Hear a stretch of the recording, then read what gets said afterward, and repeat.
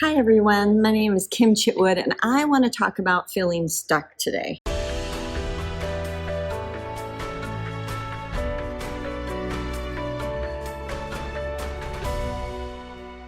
Have you ever felt stuck?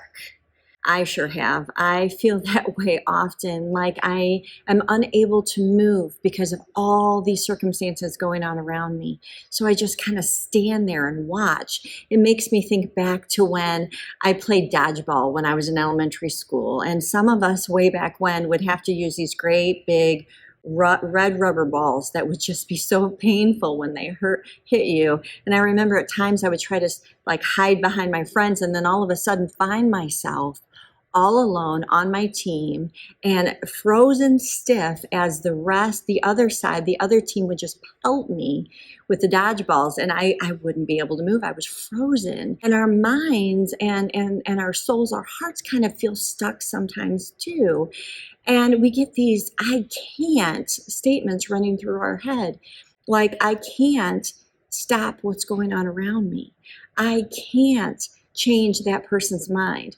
I can't make that person be better. I can't stop those person's words. There's I can'ts as in I can't trust God because of my situation, or I can't forgive that person because of what they did to me, or I can't love that person because of the anger that's inside my heart. So there's these I can'ts, speaking of the situation around us, and then there's these I can'ts about myself and my feelings and my actions. And we tend to, all of a sudden, no matter what we're going through, feel stuck, like we have no choice. We have to stay where we're at. We can't move. It's like we're stuck like a rock in a hard place. Well, in the Bible, there's a prophet named Ezekiel, and he is found during the Old Testament times.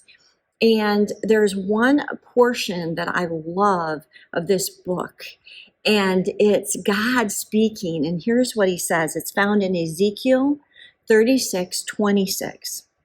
And it says, I will give you a new heart, and I will put a new spirit in you. I will take out your stony, stubborn heart and give you a tender, responsive heart.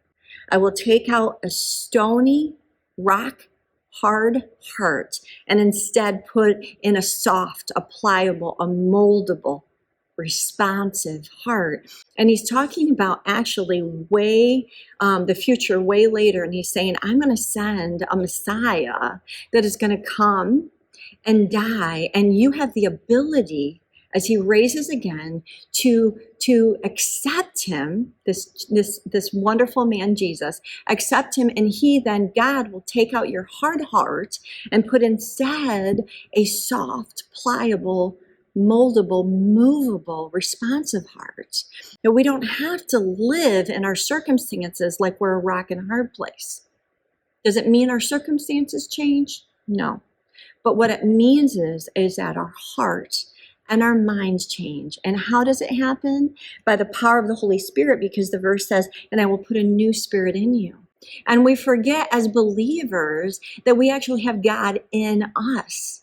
He's molding us. He's making us new into new creations. He is taking our hard hearts and he's making them softer and softer by the power of his Holy Spirit. But it doesn't just take a one-time, hey, God, I want you in my life. It takes a presence-driven life with the Holy Spirit, with God. Actually walking, the Bible talks about walking in the Spirit and not the flesh.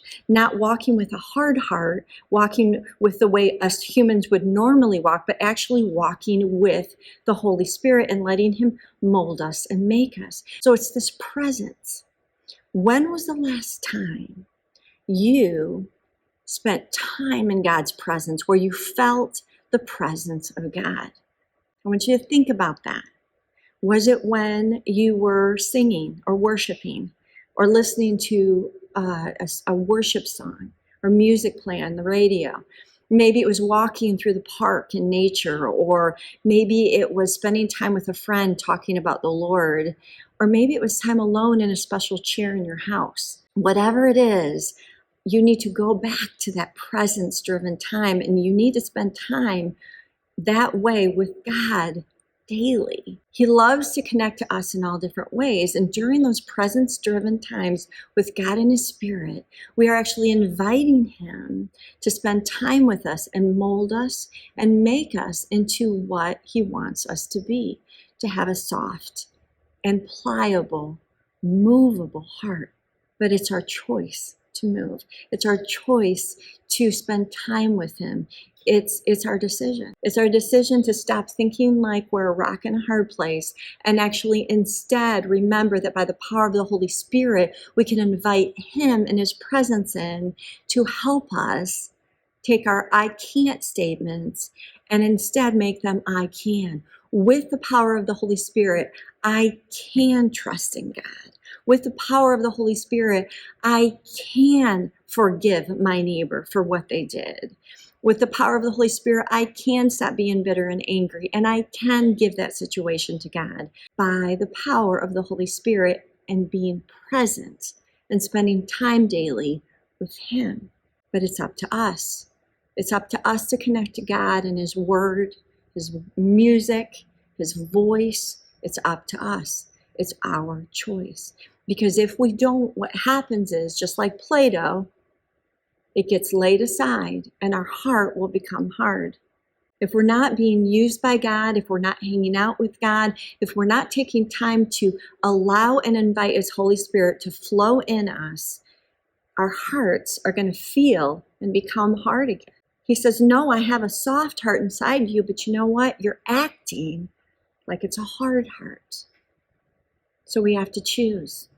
We have to decide for ourselves that with the power of the Holy Spirit, we're going to allow Him to flow in us, through us, and help us stay true and able to be molded by Him and let go of those I can'ts and know that I am going to choose today who I will serve, and I am going to follow and walk in His Spirit and be exactly who He wants me to be today, be moldable for Him. I want you to make sure this week that you take the time to get into the presence of God, ask His Holy Spirit to mold you, soften your heart so that you can do the work that He has for you, and you are not stuck. Have a great day.